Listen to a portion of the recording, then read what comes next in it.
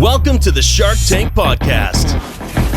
Each week, one of the best entrepreneurs from ABC's network smash hit Shark Tank teaches you how to swim with the sharks without being eaten alive. And now your host, serial entrepreneur, TJ Hale. You don't get in life what you deserve. You get in life what you make of it. Shark Tank fans, welcome back for another exciting installment of Shark Tank Podcast. Here with us today is Dave Alwan of Echo Valley Meats. He's the founder, and he just had his update aired last week, a big segment which basically puts him, I would say, in the top 3, maybe top 5 of all-time Shark Tank entrepreneurs. Dave, welcome to the show. How are you? Fantastic, TJ, and thank you so much for having me on your show today. Oh, it's a pleasure. So can you clarify what I just said? Are you top 3? You're a big dog, but are you top 3? Are you top 5? Are you number 1? What are you now? You know what? I don't know. I just take care of my customers and keep filling orders. What I do know is I think I'm only one of 2, maybe 3 entrepreneurs out of all 4 full seasons now that have been fortunate enough to get an update without an actual deal on the original airing. So that's been huge. Yeah, I think I know E Creamery is in that group. I can't think of who the other one might be, but in any case, that speaks volumes about what you have going on. Exactly. Very exciting stuff, and very fortunate to be that I have that opportunity with the Shark Tank people. So I remember there's a couple things I want to talk about. I want to get into the update after we've had a chance to go back to your original airing. People who saw it, they're going to remember Echo Valley. They're going to say, wow, Dave's killing it. But they may not remember what happened when you originally came in the Shark Tank, which is what we typically do here on the show. So with your permission, I want to go back to the beginning and talk about the first time you got on. You've been with, you founded Echo Valley, I believe I read over 23 years ago now. So you've been around a while by the time you got to the tank. Tell us about the inception of the company, you, your family. Give us, personalize a little bit. Tell us about you. Let us get to know you. Sure. Well, the background in Echo Valley is our family business has been in Peoria since 1947. I'm third generation, but I actually split off of the family November 1st of 1998. So Echo Valley is going on 16 years itself in this company. And when I was 21 years old, I bought my first 150-acre farm and started raising cattle. And at the closing, the old lady asked me if I would keep the farm name. And I said, what is the farm name? And she said, Echo Valley Farms. So that was really cool. So when I decided to split off of the family in 98, I was showing cattle on a national level, and the president of the American Egg Association at the time out in Denver said to me, you really ought to use Echo Valley Meats because it's going to give you instant recognition because everybody knows Echo Valley Farms. And I thought, from conception to consumption, it's a perfect fit. We have the farm side of it, the showing cattle side of it. Now we call the meat side of it the meat part. And, Echo Valley Meats, Echo Valley Farms from conception to consumption. And basically start to finish. That's where the name came from. Excellent. So let's fast forward to your air date was, I believe, April 4th of this year. Is that correct?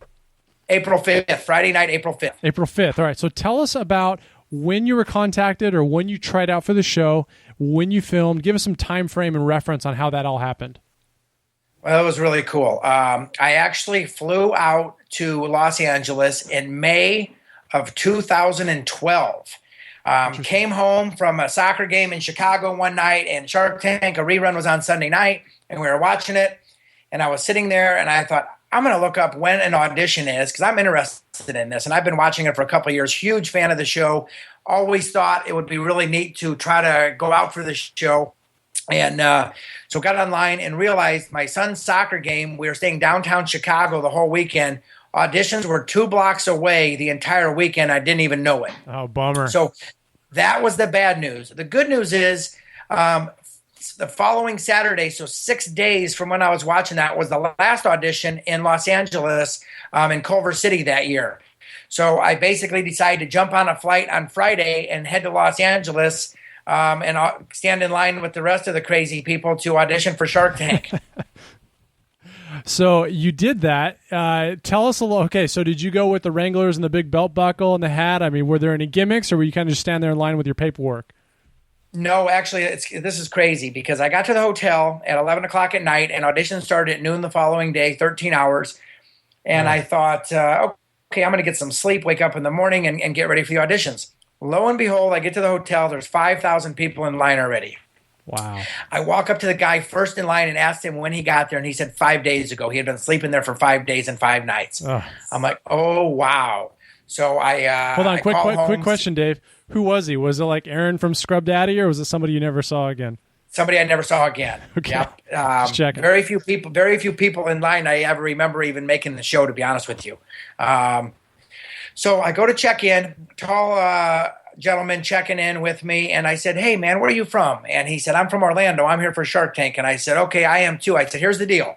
I'm forming a team, Team Dave. I'm the captain, and I'm only taking 2.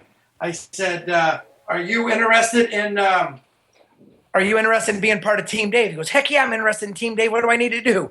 I said, you go get in line right now, get checked in. I'm going to go take a cab. I'll go buy 3 lawn chairs and 3 blankets, and I'll be back in a half hour.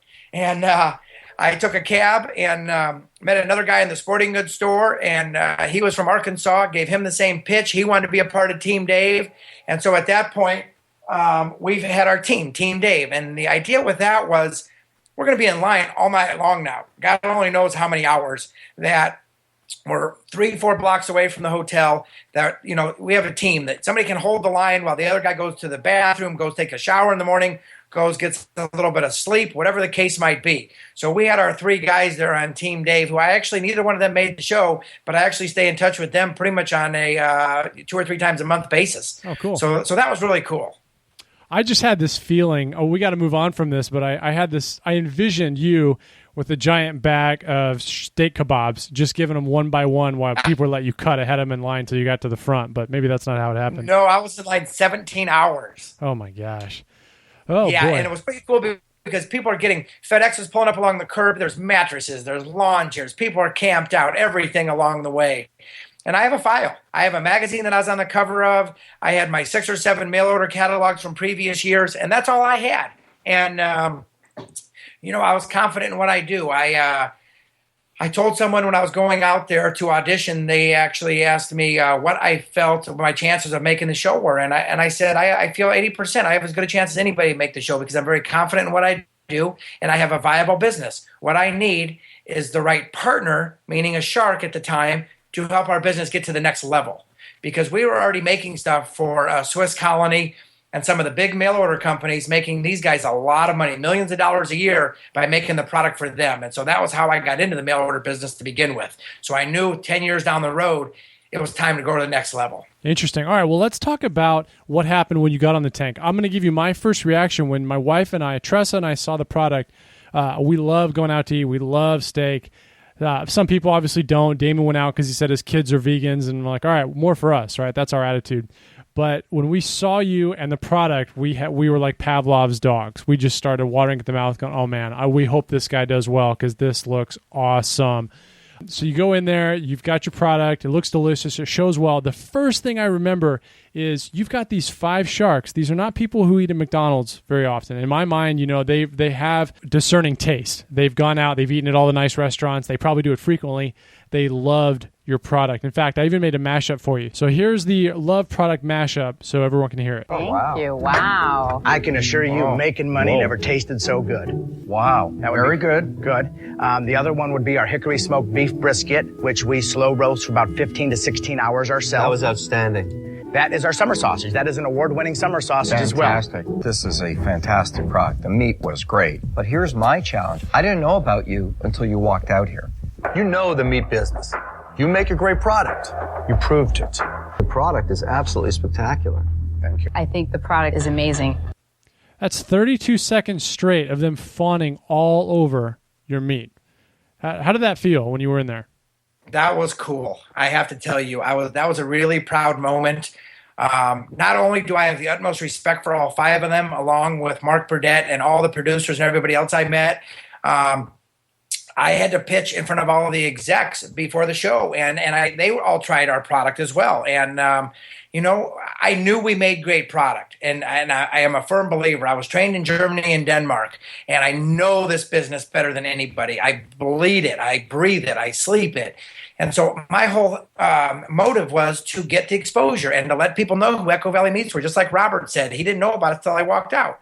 And so I knew once I got that product in their mouths, that I would get a really good response. Did I expect all 5 of them to ooh and ah and wow? No, you never expect that. Is that fantastic? Absolutely, it was fantastic, including Damon, who, as he said, his whole family was vegans. And he was actually tweeting the night we were on April 5th that he didn't want me to get off the set because they were enjoying the product so much. Yeah, and why don't you take it with him when you left? And that was the thing, for him to come out and say, look, I don't eat this, but it's great. And we've all had that moment where we tell someone, I don't usually eat this, but this is really good. And I think that speaks volumes, especially coming from people who eat good food a lot. You can't discount that. So what I want to do is talk about how there were a lot of lessons. In fact, I would have liked to have taken the entire audio and play it all, because there were a lot of things that I think plague standard everyday entrepreneurs that happen to you on the show that they can learn from. It didn't get a lot better from there for you during this segment, at least in my opinion, what was aired. I want to talk about the challenges and also what's made you so successful going forward. So I've got some sound bites and some questions, but let's talk about this whole issue of customer acquisition. The reason I left Robert's bite in there is because that was the focus of the entire thing. I've never seen a 10-minute segment where they talked about so little before you left. You know what I mean? Talk about the amount of time you were actually there and what we didn't see before we talk about what we did see. Well, there was a lot of questions. I mean, I was probably in the tank close to an hour. And, a customer acquisition cost, I truthfully cannot answer that today. And I'm not sure I'll be able to answer that a year or 2 years from now. Okay. That is something that is a huge equation, a mathematical equation that very large companies do mass mailings of, millions of dollars in mailings. Take the average, the 1 or 2% that come back and order from that mailing, divide it by what was the dollar amount spent between everybody that given year, and do a true equation, formula-based equation, to acquire a customer acquisition cost. I didn't have that, and I was always taught, never act like you know something if you don't. So I never wanted to act like I knew something I didn't. I looked at him in the eye and said, I don't know that answer. I didn't know that answer then, and I don't know that answer today. But what I do know, just like they showed on the update, what I can say is they didn't give me a deal because I didn't know my customer acquisition cost. However, since airing on Shark Tank, now we have had basically 2 million hits on our website. We are getting offers from around the world, and we have put together some really outstanding opportunities and deals for Echo Valley Meat. So we are growing this company on a nice, steady scale, which I'm very proud of. Yeah. And I know that anybody that tries our product will say, wow, we have great product. I've got some bites about how you're exploding. So let's not get too far ahead, because I want to spend a majority of the time on that. I want to go back to the issue now. You obviously understand what it is. I don't know if you had brushed up on it to the degree that you have now, because you just explained it extremely well to people who aren't sure what it is. And when I talk to entrepreneurs on the show, they'll say, hey, here's my number, here's what it is today, here's what it was yesterday. But again, it can be something that's very arbitrary depending on what type of marketing you're doing, what kind of product you have. So did the Sharks give you a bad rap when you were in there, calling you, saying that you were unprepared, saying that you really hadn't given enough thought, and if you didn't know that number, you'd be experimenting with their money? No, Mark said you came in unprepared because you didn't have that. And Kevin said, I can't say that it was a bad business plan because you really didn't have a business plan. Right. And so those were the two clips I remember. But out of the entire time I was in there, 90% of it was praise on my product. So I felt so great about that. And if I could go in there tomorrow and do it all over again, I'd give them the same answer as I am to you right now. I don't know it, and I'm not going to act like I know it. And another 10 years from now, when maybe I put 10, 20, 50, $100 million in the bank, I might be able to give you a more solid answer. But today, I cannot give you that answer, and I'm not going to try to give you that answer because I would just be making it up and it'd be fictitious. Yeah, in fact, I have the bite here. Let's give a listen. The problem with that, Dave, is do you know what it costs you to acquire a new customer? Not really, to be honest with you. But you want to take my $300,000 to experiment to find those answers.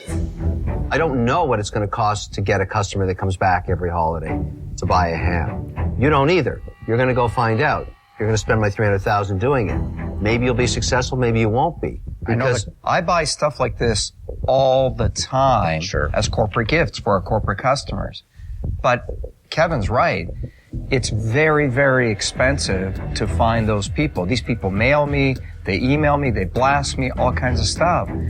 I'm struggling with the $300,000. Like I know that's a lot of money, But I don't know. I think it's going to cost a lot more. My challenge is the same thing. You're going up against the big boys now with our dollars. One point that you said to me that would help you, that was attractive, was yours is a $49 ham. And I think the other hams out there are like $69, $79. And it's a smaller weight also. So they're significantly higher with not as much product. I think that's a real distinct advantage because the other stuff, you're right, Lori, is I don't know if it's a sustainable it's advantage. not an advantage at all because you're not making money. They're selling their product at a higher price because obviously they have to. Yeah. But again, I've only targeted 60 miles around Peoria. No, but I think what we'll find out, Dave, is the reason there's $79 on your $49 ham is that their cost of customer acquisition is the difference. And you'd find that out. You're not going to be any different. It's going to cost money, maybe $20 more per order. All right, I left that bite extremely long, and I did it for a reason, to illustrate that all 5 sharks were invested in this idea that once they determine the number, it's going to change the mechanics of your business. Is that true or false? I would say that's false. Because I was only, as I said on the show, I was only targeting 60 miles. As I mentioned, our mail order business has 25 to 28% profit. So we didn't have the sales. The mail order business in general is very profitable. And once we started targeting the rest of the country, our sales would go up, our profit margins would be there as well. And as I told them on the show, once we had a $3 million mark, they would basically get their investment back within a year's time for the 20% that I was offering. Interesting. So Interesting. It was just lack of sales is what it was. And so with more sales, that profit center was already established, and that segment of our business was very profitable, is very profitable. That's great. No, I like what you said too about obviously they love the meat. That's not even in question. But you said that the other competitors are using less quantity. They're selling it for higher. I mean, your $50 ham versus their $70 or $80 ham. Kevin's message to me was compelling because I don't know any different. Well, maybe when Dave, maybe he'll have to raise his price to $80 to compete with them. That's something I really was curious about. So has that happened at all, or have you kept all the prices pretty consistent since the airing of the show? I've kept it consistent, especially that $49 ham, because it was set on TV. And could I raise the price? Absolutely. But do I want to? No. I just had a customer this week order 1,700 of those $49 hams. Whoa. Because of what they saw on TV. Whoa. 1,700. Wow. Well, tell me what's your secret? You said on the show that you had a 42% lower cost than some of your competitors. But if you have the best product, how are you doing it?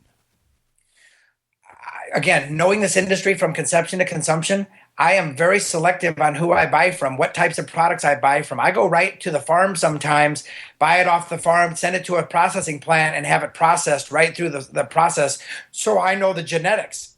It's like raising Angus cattle.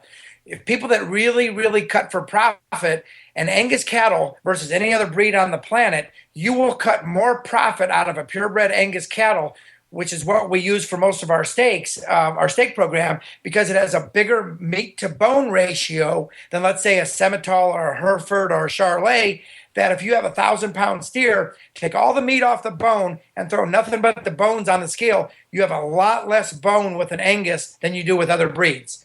Most people that buy from the big packers don't realize this, so they just say, send me this, send me that, send me that. One day they might make 20%. The next day they might make 15%. The next day they might make 30%. And they can't figure out why, because it's the same meat cutter. Where me, I know the genetics and the program coming into my building. So our system is set in place that is structured to get the same profit margins day in and day out along the way. Interesting. All right. I want to change gears, Dave, a little bit. You had mentioned being at 1.2 million the year prior when you were on the show, and the Sharks were like, because you're over $1 million in sales. That sounds pretty good. And then you mentioned that your profit floor was about 1.2 million. So the year prior, you'd made about 20,000 in profit after paying yourself. Robert asked, and you also mentioned you had a lot of fixed costs, some equipment, things like that, where now that they're paid for, and I don't know that you were free of debt, but it made it sound like you had invested a lot of the money back into the business. Robert said, well, had those expenses not been there, because they won't be next year, how much will you make? And you said 50,000. And I felt like there was some funny editing there. Can you clarify what exactly happened? Because you mentioned like $300,000, $400,000 in equipment and then said you'd make $30,000 more. I don't see that was exactly how it happened. Well, of course they edited it for the show, but how I was basing that off of was with those same current sales, not with any growth. So if we would have done 1.2 million that year, and I would have not had bought any equipment that year, I would have made 50,000 instead of 20,000 because I paid $30,000-$40,000 in equipment. Now, moving forward, when you get to the 1.5, 2 million, 3 million, obviously you start to make a lot more money because our utility bill doesn't change, our water bill doesn't change, our structure doesn't change. And so it's like I said on the show, I had a base floor that I had to hit certain amount of numbers in order to break even. Our cost structure was fixed. Now that we are well above that hump, my cost structure hasn't changed one bit. So now we are really going to be making some good money because of our cost structure staying fixed, but our sales now have skyrocketed. Well, let's talk about that a little bit. It's amazing. Whoops. That was mistouch. Let's talk about the update. I just want to clear a couple of those things for people who really follow the show and had questions about what happened. You've gone from walking out of there, and actually I want to play Robert's clip because they all really liked you. They really liked the product, but they kind of nagged you a little bit on not having a plan, which I don't know if that was 100% accurate or fair, but Robert made a comment as you walked out. Here's what he said. It's amazing. If he wasn't as nice as he was, think about it. He came out here with no plan. we've shredded people with that same thing, but the guy was just a nice guy. Yeah, and he fed you. He gave us a good piece of steak. So you go from that to 6 months later. Here's a mashup of your update. I want to play this with... I'm sure you have a grin on your face when you hear this again. Walking away without a deal was a little tough. However, the experience was invaluable to the success of my business. The shark said I was unprepared because I didn't know my customer acquisition cost. Since then, I have become a better entrepreneur and become a better businessman as a result of that. Since airing on Shark Tank, business has exploded. Our website has taken 1,600,000 hits. We've shipped out over 6,700 orders, and orders still continue to pile in on a daily basis. It's phenomenal. I would absolutely like to thank the Sharks for my success. Their endorsement and praise over our products have been nothing short of a miracle. Thank you. Dave, we stood up and cheered at the TV when you went on. Oh, it was great. You know what? I've stayed in touch with 2 of them on a regular basis. 3 of them I have emailed back and forth. And Robert actually, the morning after I aired April 5th, sent me an email and said, Dave, I hope things went well for you. And I emailed him back and said, it's been phenomenal. It's great. And his comment was this: Dave, true success comes not from the things you do, but from the things you overcome. And it was absolutely our pleasure to have met you. And those words were so solid because that's true. It was successful. And for me to be able to take those words of wisdom and incorporate them and learn from it and go to the next level, which is exactly what I've done. 2 of the other sharks, one of them has ordered product at least 4 or 5 times now, and another one has ordered product as well. So I actually stay in touch with 2 of them, one more so than all of them, but a couple of them have been ordering on a regular basis. So, Dave, I left out a couple things in the mashup. One of them was the amount of traffic, which you referenced earlier, and sales that you've got. The other one were some of the big customers that you've reined in. Amazon, QVC. I mean, how exciting is that? Fantastic. I mean, both are world-class companies. Amazon, we're on Amazon and Amazon Web Stores, 2 different platforms with them. We've had a lot of orders come in this week since our update. QVC, I actually go on this month for a Christmas package, a sausage and cheese box that we designed exclusively for QVC that we're excited, they're excited to launch for them as a Christmas gift-giving item. And we're actually still in negotiations with multiple NASCAR tracks with our beef brisket. That's an item that some of the NASCAR tracks are interested in possibly as well. So we've had some really interesting people reach out to us wanting to do business. And even since our update, we had somebody from Mrs. Fields Cookie reach out to us and maybe want to do a partnership. So we're exploring all opportunities for sure. Oh, interesting. So with someone like Mrs. Fields Cookie, product that I love, how would they structure a deal like that? Have you talked to them at all? Absolutely. Matter of fact, I just sent them samples, and they're sending me samples this week. We don't offer many treats or desserts on our site right now. We have some almonds and some peanuts and popcorn, but we don't offer any type of cookies right now. So it actually might be a very good fit and cross-promoting with them, because it just gives both companies value to new products that each of us don't have right now. Are you envisioning like these are for gift bags and gift packages? Exactly. Employee gifts, corporate incentive programs, your neighbor, your mailman, your trash guy, all of that stuff. Wow, that's great. Well, let's talk about the other one that blew my mind. It was the amount of traffic to the site and the amount of orders, not just because it happened, but because when people go on Shark Tank, I ask everyone, what did you anticipate happening when you aired? And they always have an expectation versus reality. And I think a lot of them are actually let down by the amount of purchases they get, whereas you have completely blown up after not getting a deal. Talk about that a little bit. Yeah, that was really cool. Obviously, when I went out in September, we auditioned in May and actually filmed in September of 2012. So we couldn't talk about anything until it aired, and we don't see it air till the rest of the world sees it air. But obviously, you meet some really good friends that whole week of filming. And one of my buddies had aired 2 weeks before me, and his site crashed in 2 minutes. And so he found out my air date, and he called me. He's like, dude, you got to have your website ready. The traffic that came is crazy. Yeah. So obviously I was in panic mode because you only get a couple weeks notice before you air. And so we actually leased a bunch of servers from Rackspace and completely scaled up and had basically 25 servers on the sideline that, basically every 10,000 people you go to server 2, then server 3.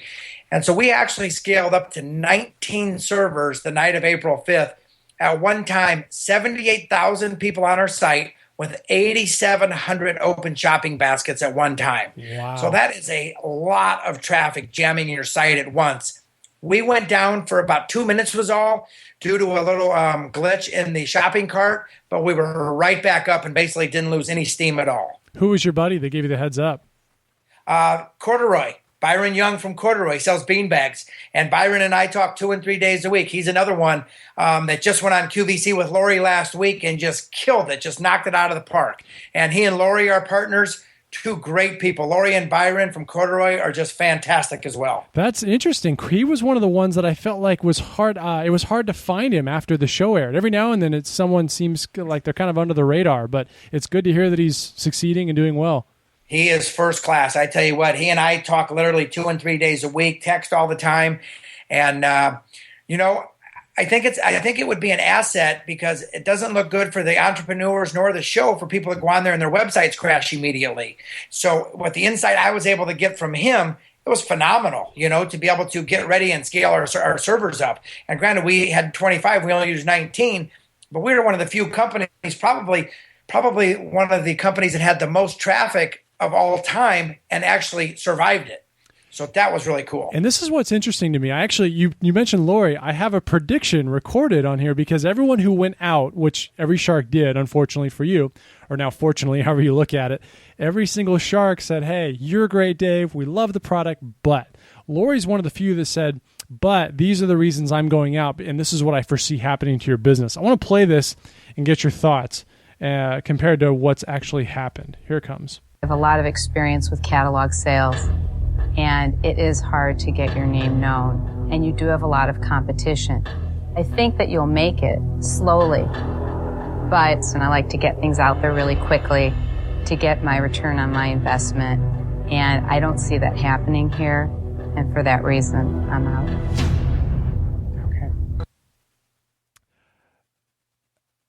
It seems like if there was a slow point in your growth, it was the first 20 years because the last year has definitely not fit in that category. Wouldn't you agree? I would agree with that. Absolutely. And Lori's great. I mean, her words of wisdom are fantastic. Her husband actually grew up 12 miles from my meat plant, which I didn't know, and actually shopped in another local meat company that I had bought out all their contents about a year ago. So it's really a small world when it gets down to it. Wow. So looking back, I am curious about when you win in the tank, you were asking for $300,000 for 20% of your company. Now, based on the amount that you're selling, that's a ridiculous valuation. But what was your optimal deal structure? What did that look like when you went in? Who did you want to work with, and what would you have liked them to do as a partnership? You know what? I go in with no expectations and an open mind. So it wouldn't have mattered to me whether it was any one of those 5. I would have taken the deal and been very happy to work with any one of them and grow the business slow, steadily, and just continued growth like I've done the last 23 years. I was actually offered the next morning after airing, somebody from Texas in the oil business called me, and I answered the phone at 10 o'clock on Saturday morning, and he was very surprised. He goes, you were just on the show last night. He goes, well, I'm even more impressed. He goes, I'll just cut to the chase. I'm in the oil business, and I have money to burn, no pun intended. Why don't you just let me send you a check today for $3 million for your brand alone? You be my point man, and we'll take this brand to the moon. Interesting. So on my show, I call this the Shark Tank tsunami, because this tidal wave of people and Nigerian scammers and legitimate business people come and say, hey, these are all the things we need to do together. What was your response to the call? My response to the call was that's very humbling and flattering, but since I aired about 12 hours ago, I've already put about $200,000 in the bank. And so right now my main priority is to take care of my customers. I'm happy to talk to you in a few weeks when the dust settles, but right now I can't even think about anything other than taking care of my customers and making sure their orders are getting filled on a timely manner. Had another guy offer me 3 times. He was also in another large mail order company that he had sold out last year. And he says, I'm just going to make this short and sweet. I'll offer you 3 times the dollar amount for half the equity what you offered the Sharks last night. I want to be in partners with a guy like you because you are all about customer service and world-class product, which is very rare. Yeah, this is what boggles my mind is, do the Sharks just not understand your business? I mean, obviously you know it better than anybody, but they focused on something that today you still admit is not that big of a deal, and they all passed on what's now become one of the greatest Shark Tank opportunities in the show's history. Why? Maybe they're, the meat business is not an easy business. I mean, the USDA laws and regulations and everything else are tough. I mean, let's face it, it's not an easy business, and food safety and sanitation are of our utmost concern. We are constantly testing our facility for Listeria, E. coli, Salmonella. I test floor drains, I test walls, I test under tables. And so I'm not sure, to be honest with you, if it's maybe just the meat business or the food business, or, they are, as they said, they like to get their return back fast. Maybe they saw opportunity with growth, but, I'll be the first to say I didn't see the opportunity with the growth that we've had as fast as it's happened. If they knew now what none of us knew in April 5th, and I was to go back on tomorrow, I would bet you there would be some different results tomorrow if I had that same denomination, that same equation to them today. Yeah, it's something, I mean, obviously we never can go back and say what if, but it's something that boggles my mind, seeing as you look at some of the things that they do get in a feeding frenzy over. I mean, Breathometer got all 5 sharks. He's coming on the show. Buggy Bed's got all 5 sharks. This is a bed bug sticker board, but yet you come in, you're one of the top Shark Tank entrepreneurs ever now on the books, and it just wasn't there. I think it probably had something to do with the profit margin at the 1.2, but now you mentioned on the show you're projecting next year to do what? Give us a number. 2014, we're going to go somewhere between $5 and $10 million, depending on if a couple of these deals come through. We are working with a corporate gift broker right now for corporate incentives.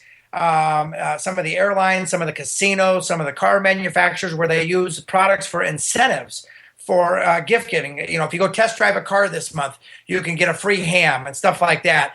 So we have some real opportunity that 2014 is going to be a stellar year for Echo Valley Meats, probably in the lines of $5 to $10 million in gross sales. Oh, that's great. That's phenomenal, Dave. And I look at your product, and most people think they have a good product, and they'll go to stores and say, my product's better than this one that's on the shelves. And they just assume that if they get in front of the next person or the next door opens, that they can catch the big break. In your case, it really does seem to be true. So I'm tentative a little bit when I ask you to give advice to other entrepreneurs, because it seems like you really just had to pay your dues and let good things happen. What would you tell entrepreneurs who are Dave 5-10 years ago that really can't see the light at the end of the tunnel just yet and are slaving away? Well, number one, if your dreams are not bigger than reality, you have a problem with your dreams, first of all. Number two, if you wake up every day and say what you mean and mean what you say and take care of business and something this country has lost as a whole is customer service, and do whatever it takes to make that customer happy day in and day out, you will succeed. I am very fortunate because I was born and raised in this industry, know this industry inside and out, and truly make a great product. Our hams is one of the only hams in the country that is not pumped full of water. It is a natural juice ham. And everybody wants to pump water in their hams. Why? Water is free. Water adds weight. Water is cheap. I would rather give you a better product at a better price, so I know you're going to come back day after day and continually want our products. I came back in 2001 from Germany and Denmark, entered our summer sausage, my very first time I had ever entered product into competition. I entered the summer sausage in the state of Illinois competition. My first year, I took grand champion over all the processors in the whole state of Illinois with our product. So I have stuck to the roots, as I say, quality in, quality out. I don't jeopardize that. I'll throw away 500 pounds in a second if it's not right coming out of the smokehouse or coming in from a manufacturer, whatever the case might be. I will never jeopardize our quality. Outstanding.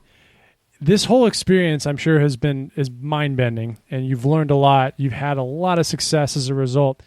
For someone who's not going to have the opportunity to go through what you've just gone through with the Shark Tank effect, what takeaways or advice would you give them on the things that you've learned that have helped you the most during the experience?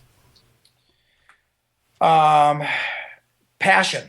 Have passion and enthusiasm for whatever it is you do. I don't care if it's driving a garbage truck. I don't care what the case is. Do it. Give it your best day in and day out. Don't complain. Keep your chin high and work hard, and things fall in place eventually. I mean, sometimes you have to question things. I mean, I have a 15-year-old daughter that will never talk. She has a rare disease. She looks perfectly normal, but will never talk. I don't complain about this ever. It's called life. Nobody said life's fair. It's not. It's called life. We get over it, we work through it, and we continue to drive for a better day tomorrow. So I have a motto. Yesterday's history and tomorrow's a mystery. Enjoy it one day at a time because tomorrow may never come. Outstanding. I'm looking at a list of questions here, trying to think which one will be the most poignant and relevant for you. And I have one. If you were to start all over again, if you lost it all today and you had the love of your family, you had the knowledge of the industry, but you had to start all over again, would you do anything differently? No, not at all. If I had to start over again tomorrow, and I obviously I went broke and didn't have any money and I was trying to find a job, I would walk into a meat plant on a Monday, talk to the owner, and tell him I am here to work for the next week for free. And a week from Monday, I would like to sit down and have you tell me what you feel I'm worth and what value I bring to your company. I love it. I love it. All right, well, Dave, we're winding down here. It's been an amazing experience to see this happen to you, so I can't imagine what it's been like to live through it. One thing during the update, you and your son are walking around on the farm. Your wife leans over and gives you a kiss, and I turned to Tressa and said, that's a happy woman right there. 23 years of doing what they're doing, and all of a sudden they've got this huge payoff. I don't sense it's going to change you or your family a whole lot, but tell me how satisfying it's been to watch all this fruit be born. It's very satisfying. I got into a restaurant about 3 or 4 years ago and lost a lot of money. So I actually feel that I had a bigger calling, and that restaurant was an eye-opener that said, Dave, stick to your roots.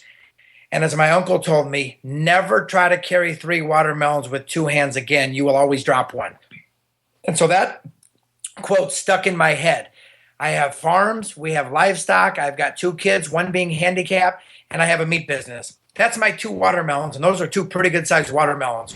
So I refocused, put all my energy back into the meat business, decided to hire better people, get more efficient, go through all the processes all over again, restructure, and go out there and continue to make the best product in the world, and now let America know, corporate America know, the households know who we are, what we are, and why we're better than everybody else. It seems like all the stars are aligned right now in your favor. Tell me what the future brings. What's the plan for the next year, the next 5 years, the next 10 years, whatever, to make sure that Echo Valley Meats becomes a household name? My son is 11. And so, another 11, 12, 13 years, he'll be out of college. And so he'll be a 4th generation in the meat business. And so if it's something he wants to do, then obviously it's all his to take. If it's something he doesn't want to do, then I'm just going to continue to grow this business. And as long as I am happy at what I'm doing, I'm going to continue to do it. My father is in his 70s and still works 60, 80 hours a week because it's all he knows and he has fun. And, there's a Dale Carnegie quote that says, people rarely succeed unless they have fun in what they are doing. And let me tell you, TJ, I wake up every single day at 5:30 and I'm excited to go to work because I truly love what I do. And for everyone listening, it's 6 o'clock at night where Dave is. He's had a long day's work, I assure you. And I can hear it in your voice. You sound like you just started your day. So can't argue with anything you've said. It's definitely genuine. Dave, a couple things come to mind. One, I do contests on the show. If you're willing, I'm sure there are a ton of people in my audience who have already bought or are going to buy your product, but I'd love to do a contest and a giveaway if you're up for it, because I'm sure their mouths are already watering just looking back to what happened over the weekend. So if you're willing, I'd love that. For people who want to run out and try your product for the first time, where can they find you? Where do they go? Sure. EchoValleyMeats.com is our website. It's an e-commerce website. They can buy online. Everything is automated, so it's a pretty easy process. And I'm more than happy to work with you, TJ, and give a couple goodies away. Our ham, steak boxes, sausage and cheese, whatever you feel would be a good fit. I'm happy to do that as well as a contest. They can check us out, Echo Valley Meats, on Facebook. We have a really good social media following. The night we aired, we had 118 people on Facebook. It went from 118 to 3,000 in 48 hours. Wow. So we're pushing 3,500 people now, and that continues to grow on a daily basis. We're out there on LinkedIn. We're out there on Twitter.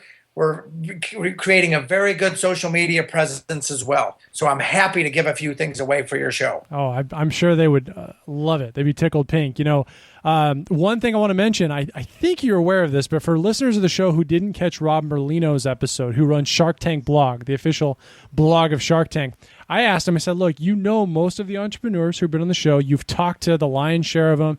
You've interviewed them. You've written about them. Give me a favorite. Who's the number one person who's your favorite? And he said, well, business or product? I don't know. You tell me. Just who left the most indelible or deepest impression on you? He goes, well, I'll tell you right now, it was Dave from Echo Valley Meats. And I said, well, why is that? And he goes, because he sent me a free package, and it was the most amazing thing I'd ever tasted. So that's when I decided I had to do a contest giveaway on the show. That's a pretty bold statement. You figure there's been hundreds of people that he's featured on the site, and Dave was the one at the top of the list. Yeah, that's pretty cool. And he gave me grief because he's also known as the hot dog man, and I sent him everything under the sun but hot dogs. So, Rob, if you're listening, I told you I would send you hot dogs. I'm sending you hot dogs with our beef brisket and some of the new items we have as well, because you have to try my hot dogs as well. And thank you, Rob, for the kind words you said about Dave Alwan and Echo Valley Meats. You're too generous, Dave. I just hooked Rob up with free food. I didn't even ask for it. That's amazing. In fact, if I were you, I'd be trying to get him off hot dogs and on the steak. So, well, that's what he does. God bless him. And Rob's a great guy as well. We actually talked last week again. Well, the feeling's mutual. Dave, I can't thank you enough for the time. I was excited to find out that you were going on the show. I thought your update was brilliant. And it's exciting to see yet another Shark Tank success story. It's really making great things happen. So I wish you luck, all the best, and I'll keep a sharp eye on your success in the future. Well, and I'd also like to thank everybody from Mark Burdett to Sony to ABC. I mean, you talk about everybody from start to finish along the way being first class. They truly are. That's a whole nother group that truly loves what they do each and every day. From my producers I worked with from the audition to going through the process. I mean, Clay Newball, the executive producer, every one of these people, to all 5 Sharks, absolutely top shelf, as fine a human beings, male and female, as you get. They're just fantastic. I'm always fascinated when I meet someone who has an attitude of gratitude, and you've got it running very deep. Was that something that was taught young, or is that the School of Hard Knocks that put that? A little bit of both. It's a School of Hard Knocks, but it's like my 11-year-old. Basically, at 5 and 6 years old, we always taught him to walk up to any stranger that we were talking to, and he'd stick his hand out and say, "My name's Jordan Alwan. Nice to meet you. What's your name?"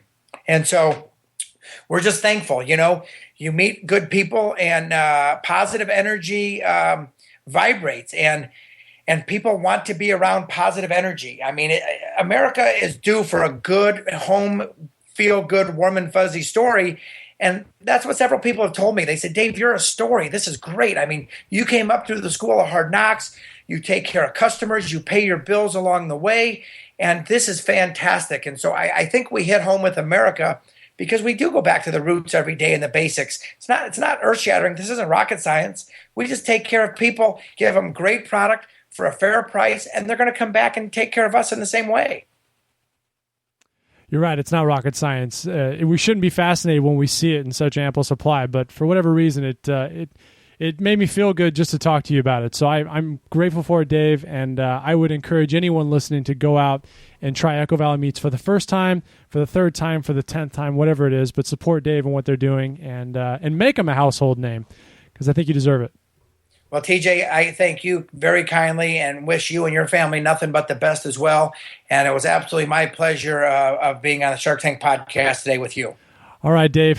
Thank you so much. And again, like I said, go get him out there. Good luck. Thank you so much. Thank you for jumping in to the Shark Tank podcast. Please subscribe to the show on iTunes and head over to sharktankpodcast.net to get the show notes from each episode and join the free Shark Tank Insiders list. You can also find us on Instagram and Facebook at Shark Tank Podcast and on Twitter at Shark Tank PDcast. I'm a big fan of money. I like it. I use it. I have a little. I keep it in a jar on top of my refrigerator. I'd like to put more in that jar. That's where you come in.